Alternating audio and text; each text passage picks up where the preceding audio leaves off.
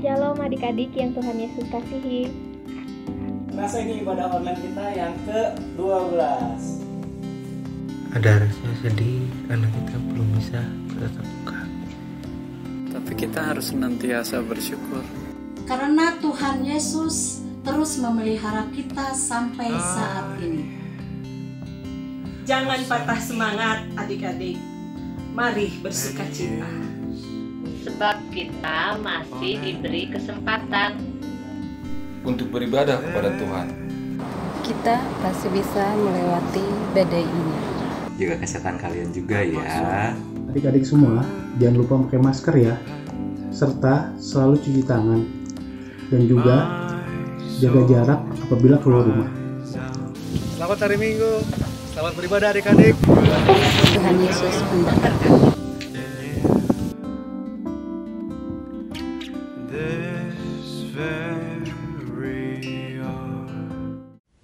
Halo, shalom adik-adik. Selamat hari Minggu.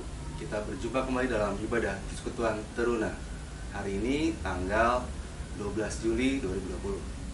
Kita akan mulai beribadah. Kita persiapkan hati dan pikiran kita untuk memasuki dalam ibadah. Pujian pembuka akan kita nyanyikan dari Kidung Jemaat 10, Pujilah Tuhan Sang Raja.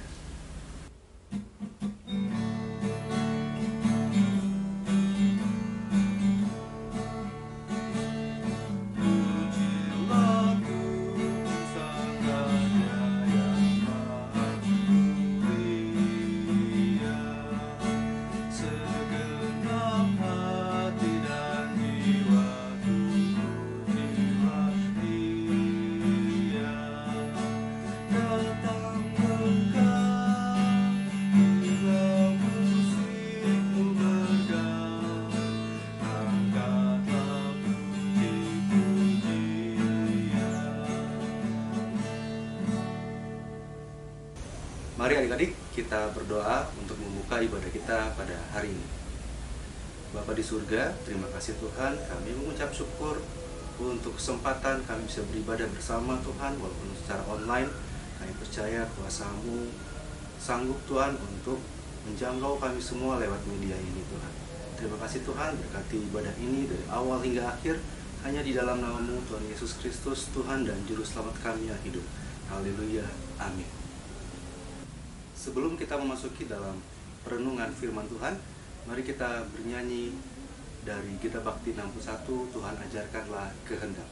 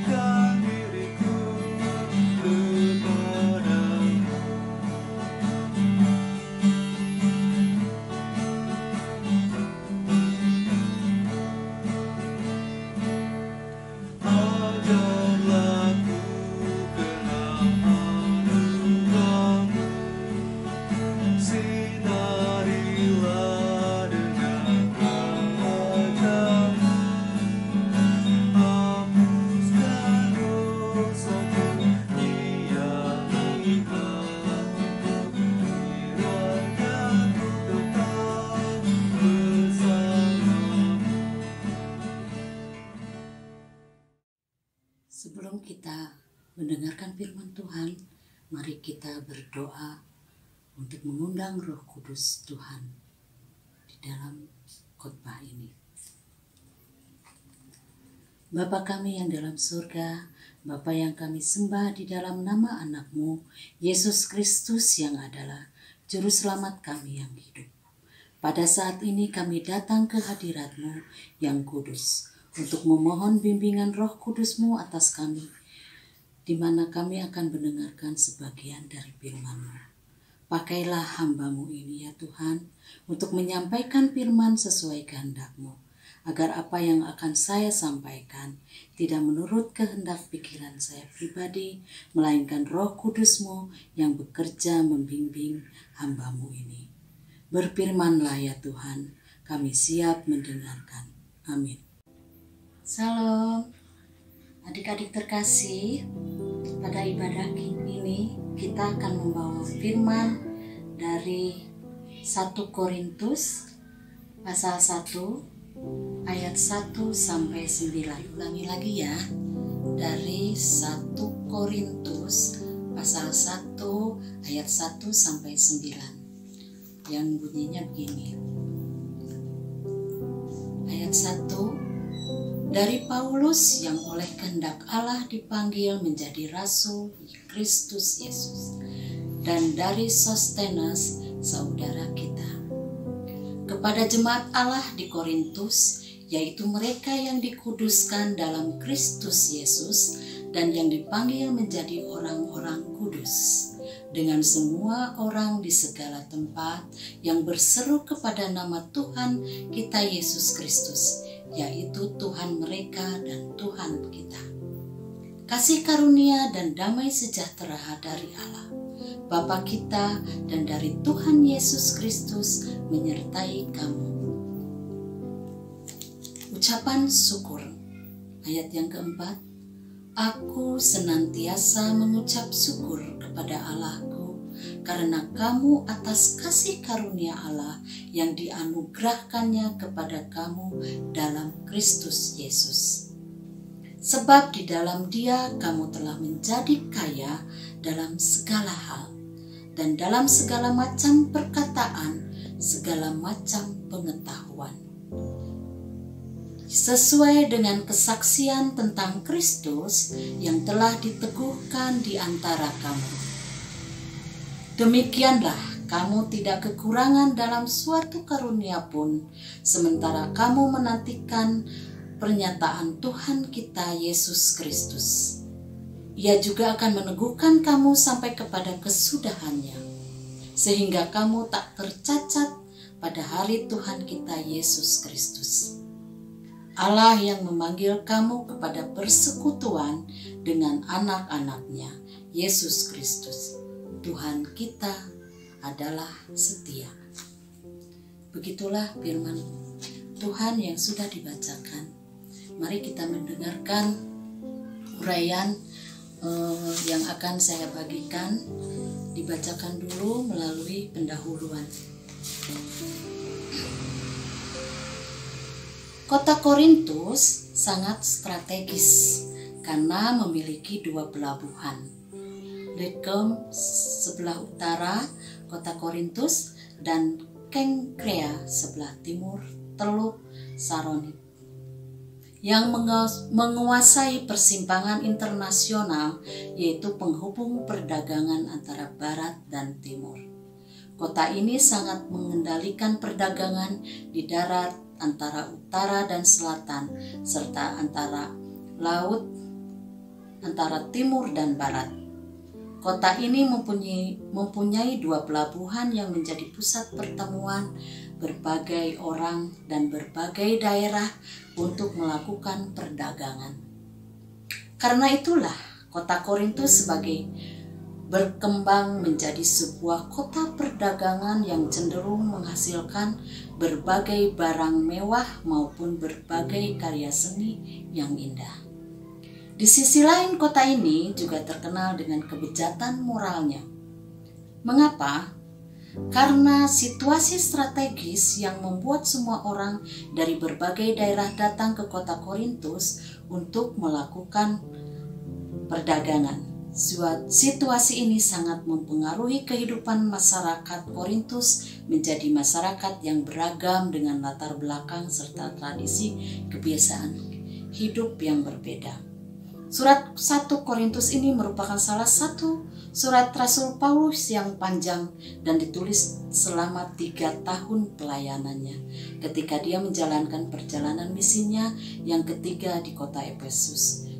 Situasi kehidupan jemaat Korintus terdengar oleh Rasul Paulus ketika dia berada di Efesus. Utusan dari jemaat Korintus membawa surat untuk Rasul Paulus dan Efesus dalam rangka meminta petunjuk dari dia tentang masalah dan pergumulan persekutuan jemaat Korintus yang masih tetap hidup dalam kehidupan dunia.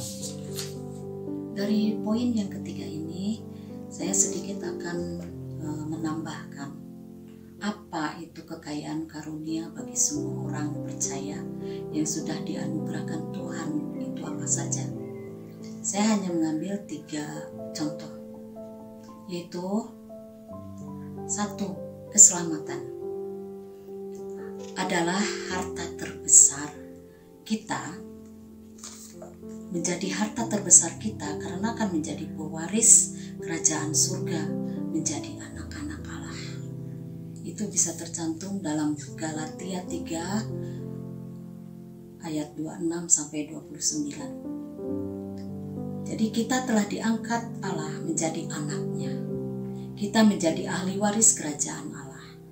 Kita bermegah karena Tuhan pencipta alam semesta ini adalah Bapa kita, dan kita menjadi ahli waris kerajaannya. Kemegahan utama kita bukan karena mendapat warisan saja, tetapi karena kita dapat berhubungan baik dan menikmati kebersamaan dengan Allah kelak di surga. Yang kedua adalah berkat Tuhan. Jadi ini merupakan sebuah kekayaan juga. Jadi Tuhan memberkati kita. Kalau ingin mengetahuinya, bisa dibaca di Ulangan 28 ayat 1 sampai 14. Di situ tercantum berkat, di mana berkat itu bisa kita dapatkan kalau kita mengikuti segala yang difirmankan Tuhan. Dan yang ketiga adalah hikmat. Hikmat dari Tuhan adalah sebuah kekayaan yang lebih besar daripada harta duniawi. Sebagai contoh diambil dari Raja Salomo yang lebih memilih meminta hikmat daripada kekayaan duniawi. Bisa dilihat di 1 Raja-Raja pasal 3 ayat 12.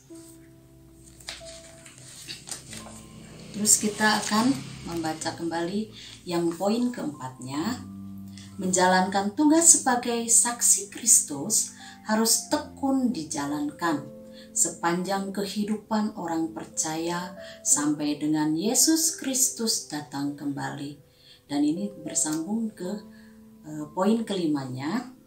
Menjalankan tugas sebagai saksi Kristus pasti akan bertemu dengan berbagai tantangan dan kesulitan.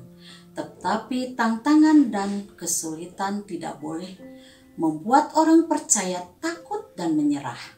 Karena Yesus Kristus yang mengutus kita untuk menjadi saksinya akan selalu setia menyertai dan memberi kekuatan di tengah berbagai tantangan.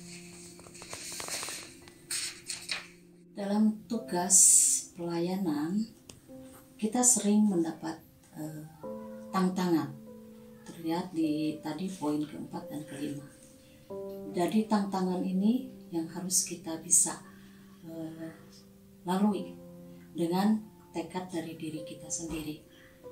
Kadang-kadang tugas pengalaman yang berbeda, yaitu pengalaman saat tidak mau atau takut menjadi saksi Kristus, kita pasti pernah mengalami. Saat kita bersaksi tentang Tuhan Yesus, baik dalam ibadah atau kita dikondisikan saat kita ditanya-tanya atau terdesak karena keadaan, di mana kita harus berbicara tentang firman Tuhan. Ada banyak tantangan ketika kita mau melakukannya. Yang pertama adalah rasa takut. Tidak berani untuk berkata-kata, merasa diri tidak layak karena tidak banyak pengalaman tentang pengetahuan tentang firman Tuhan. Rasa malu. Yang kedua adalah rasa malu. Tidak percaya diri karena punya pribadi yang introvert atau tertutup. Jadi tidak biasa berkata-kata di depan umum. Dalam poin pertama, ada rasa takut ini, kita harus bisa mengalahkannya, yaitu dengan cara kita menggali ilmu dengan berpengetahuan untuk lebih mengenal lagi Tuhan Yesus. Caranya bagaimana? Kalau kita yaitu dengan cara membaca firman Tuhan. Jadi pertanyaannya, bagaimana kita mengenal Tuhan Yesus? Sementara semua ya kesaksian tentang Tuhan Yesus itu ada di Alkitab. Kalau kita malas membacanya, bagaimana kita bisa mengenalnya secara pribadi? Jadi intinya kalian harus rajin membaca Alkitab. Tidak harus banyak-banyak, sedikit-sedikit tapi rutin. Misalkan 1 ayat, 2 ayat kita membaca firman Tuhan tapi rutin. Lama-lama kita akan banyak taunya tentang firman Tuhan, dan kita akan semakin penasaran siapa sih Tuhan Yesus itu, yaitu jawabannya ada di Alkitab. Jadi untuk menambah pengetahuan kita menjadi tahu siapa Tuhan Yesus itu, yaitu dengan cara sering membaca Alkitab ya adik-adik ya. Jadi untuk kita menambah rasa, untuk mengalahkan rasa takut itu kita harus berpengetahuan banyak tentang firman Tuhan. Jadi kita bisa menceritakan Tuhan Yesus kepada orang lain dengan pengetahuan yang kita miliki. Yang kedua adalah tantangannya adalah rasa malu. Bagaimana cara kita mengalahkan rasa malu itu? Jadi intinya kita kalau mau mengalahkan rasa malu, kita harus percaya satu hal. Diri kita kadang kita tahu, tapi tidak, karena rasa malu ini tidak bisa menyampaikannya ke orang banyak. Jadi kita harus punya satu keyakinan bahwa Roh Kudus yang akan membimbing kita. Jadi kekuatan kita selain pengetahuan, juga kita harus yakin bahwa Roh Kudus yang memimpin kita. Yang memimpin kita berbicara adalah bukan karena pikiran kita sendiri, melainkan karena kita meminta bimbingan dari Roh Kudus, dan Roh Kuduslah yang berbicara. Kita percaya, harus yakin bahwa Roh Kudus ada di dalam diri kita dan membimbing kita, hingga tanpa sadar kita akan berbicara firman Tuhan dengan lancar. Dan itu bukan karena kepintaran kita, tapi karena memang Roh Kudus yang memimpin kita. Tanpa kita sadari, apa yang kita dirasa ragu-ragu atau apapun akan terlepas dari diri kita. Jadi kita bisa mengalahkan rasa malu itu dengan kepercayaan bahwa bukan diri kita yang berbicara, melainkan Roh Kudus. Dari kedua hal tantangan itu yang harus kita kalahkan, bila kita sudah bisa melewatinya, pasti ada rasa syukur yang kita ucapkan kepada Tuhan, dan rasa sukacitanya luar biasa. Jadi mulai dari sekarang, adik-adik, jangan lagi merasa takut atau malu untuk menjadi saksi dari Tuhan Yesus. Jadi kita harus rajin membaca Alkitab, terus kita harus mengalahkan rasa malu kita dengan bantuan Roh Kudus. Terus ada satu maksudnya kita bersaksi itu bukan hanya melalui kesaksian dari bibir kita sendiri juga, tapi dari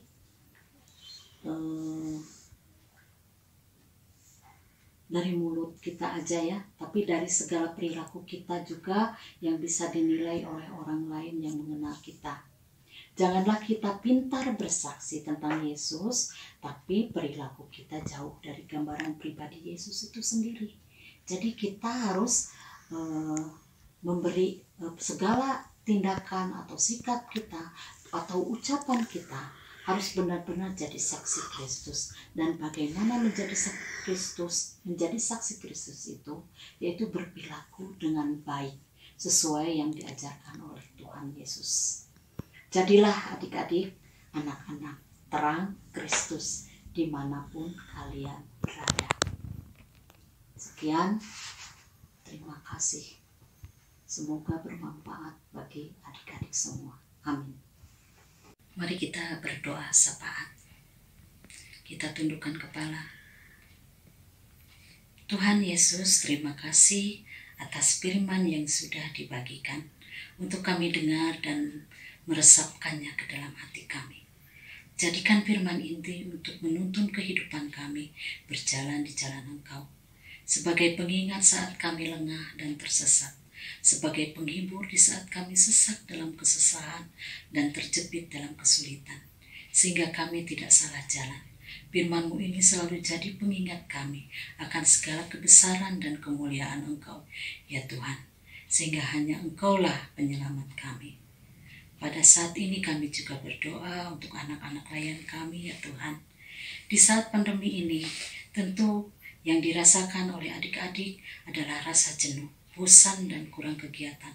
Tolong Tuhan berikan pikiran positif untuk anak-anak layan kami, supaya kehidupan mereka bisa diisi dengan hal-hal yang baik dan memberi kesempatan kepada mereka untuk lebih mengenal Engkau. Beri ke mereka rasa syukur yang terus mereka ucapkan dalam kegiatan sehari-hari. Kiranya sekolah mereka juga terus berlanjut dengan baik. Beri kemudahan dalam segala sesuatunya, ya Tuhan. Beri kesehatan dan selalu sukacita.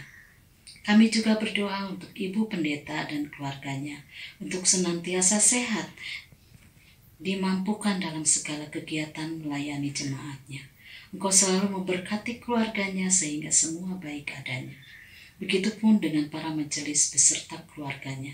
Engkau berkati tetap punya semangat untuk melayani meski dalam situasi pandemi seperti sekarang ini. Berkati para pekerja kantor sampai pekerja keamanan dan kebersihan. Semua Engkau pelihara dengan kasih dan karunia-Mu yang besar, sehingga semua pelayanan gerejawi bisa berjalan dengan baik. Kami juga berdoa untuk negara kami Indonesia tercinta ini. Tolong Tuhan, ikut campur dalam segala kebijakan yang dikeluarkan oleh pemerintah kami, dari mulai Bapak Presiden sampai ke pemimpinan terbawahnya, sehingga kebijakan dari pemerintah itu membawa kami sebagai rakyatnya menuju ke hal yang lebih baik dari sebelumnya. Jangan jadikan masa sulit karena pandemi ini membuat kami terpuruk, tapi bangkitkan kami kembali dengan keadaan yang bisa normal, tanpa ada rasa khawatir dan ketakutan. Engkau yang akan memulihkan, memberi kekuatan kepada kami. Terima kasih atas kasih-Mu, ya Tuhan. Dalam nama anak-Mu kami telah berdoa dan mengucap syukur dan telah mengajar kami berdoa. Bapa kami yang dalam surga, dikuduskanlah nama-Mu, datanglah kerajaan-Mu, jadilah kehendak-Mu di bumi seperti di surga. Berikan kami pada hari ini makanan kami yang secukupnya, dan ampuni kesalahan kami, seperti kami juga telah mengampuni orang yang bersalah pada kami. Dan jangan membawa kami ke dalam pencobaan, tapi lepaskan kami daripada yang jahat. Karena Engkau yang punya kerajaan dan kuasa dan kemuliaan sampai selamanya. Mari adik-adik kita mempersiapkan persembahan kita mau memberikan yang terbaik. Kita memuji Tuhan dari PKJ 146, bawa persembahanmu.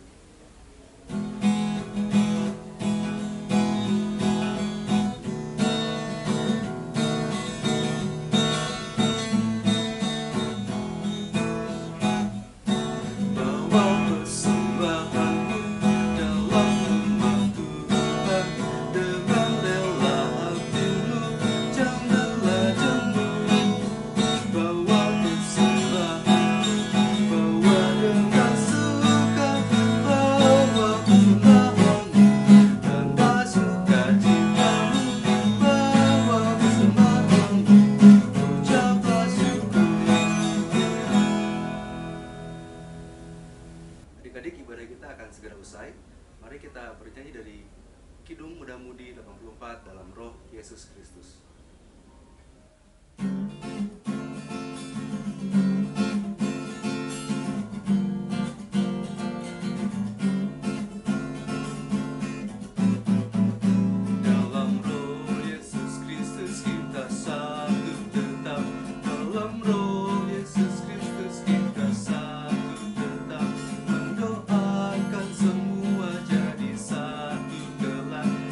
Dunia tahu bahwa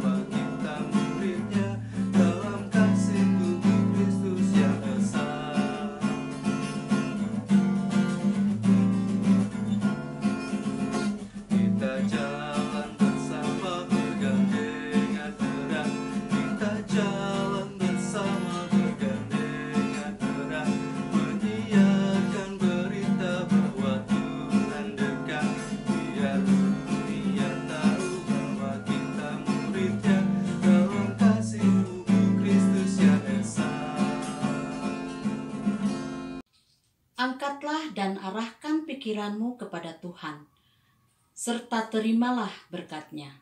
Semoga Allah sumber harapan memenuhi kamu dengan segala sukacita dan damai sejahtera dalam iman kamu, supaya dalam kekuatan Roh Kudus kamu berlimpah-limpah dalam pengharapan.